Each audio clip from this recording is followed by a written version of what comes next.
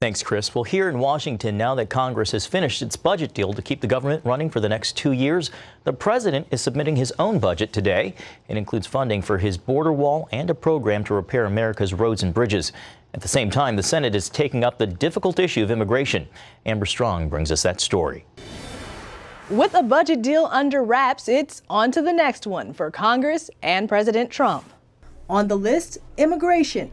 The president says he needs 3 things to make it work: fully securing the border, ending chain migration, and canceling the visa lottery. In exchange, the administration's proposal offers a pathway to citizenship for 1.8 million of the so-called Dreamers, the illegal immigrants brought to the U.S. as children. But Trump says if his conditions aren't met, no deals.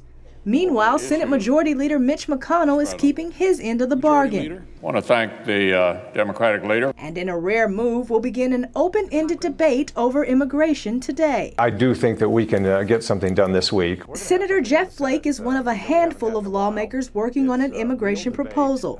He's hopeful a Senate plan could come as early as this week and be good enough for the conservative House and the president.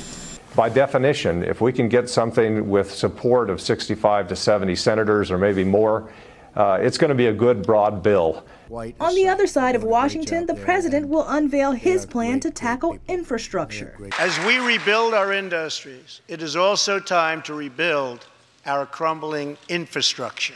Trump promised to fix America's roads and highways, but at a price tag of $1.5 trillion. The plan calls for $200 billion in federal money over the next decade.